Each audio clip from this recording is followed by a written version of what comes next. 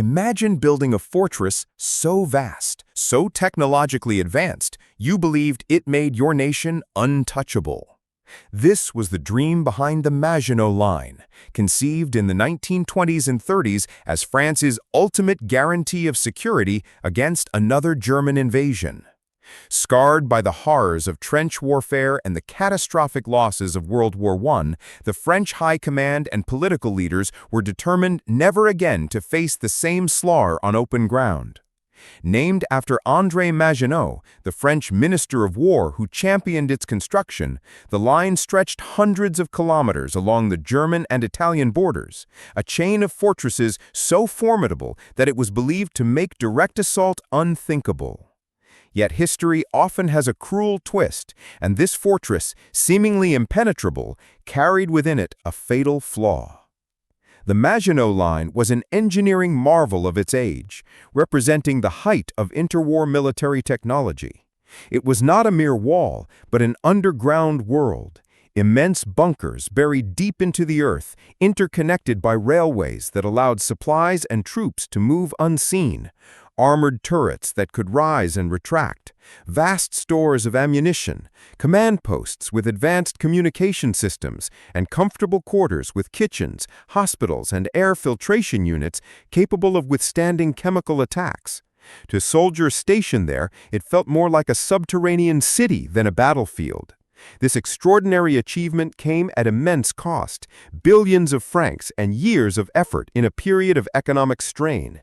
Yet it embodied France's collective determination to avoid a repeat of 1914.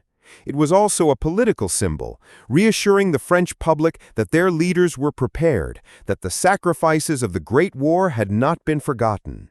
Strategically, the Maginot Line was intended not to cover the entire border, but to protect France's industrial heartland in Alsace-Lorraine and to funnel any German offensive through Belgium, where the French army hoped to fight on more favorable ground, in cooperation with the British. Yet this very plan overlooked a critical vulnerability. The Ardennes Forest, lying between the end of the line and the Belgian defenses, was dismissed by French doctrine as a natural shield. Its dense woods, steep hills, and poor roads were thought to make it unsuitable for large mechanized formations. Military theorists and intelligence officers concluded that no modern army could drive tanks and heavy artillery through such terrain at speed. This assumption became a blind spot that would prove fatal. The Germans, however, were not bound by the thinking of the last war. Under the direction of generals like Heinz Guderian, and with Adolf Hitler's approval, they developed the doctrine of Blitzkrieg, lightning war, an approach that emphasized speed, coordination, and shock.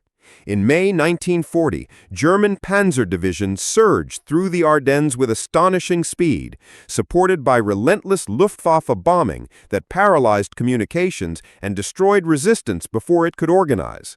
The French army, slow to react and bound by rigid planning, found itself outmaneuvered. At Sedan, German forces broke through with devastating effect. The Maginot Line, with all its might, stood firm where it was directly attacked, but this mattered little when the enemy simply flowed around it. As German armored columns raced to the coast, cutting off the British Expeditionary Force and much of the French army in northern France, the line became irrelevant, a monument to misplaced confidence. Soldiers manning its fortresses were often left isolated, bypassed, and eventually forced to surrender once the rest of the country collapsed. The psychological impact was profound. What had been hailed as a symbol of security became a bitter reminder of strategic blindness. Its strength turned into weakness because it had anchored French thinking to a defensive posture in an age of mobility. The fall of France in 6 short weeks in 1940 shocked the world. The Maginot Line was not defeated by artillery or assault, but by imagination, by the ability of the Germans to think beyond the static methods of the past. In hindsight, it was not the concrete that failed, but the doctrine behind it, a lesson as relevant now as it was then. Military strategy must constantly adapt to new technologies and tactics, and reliance on a single, seemingly unbreakable solution is dangerous.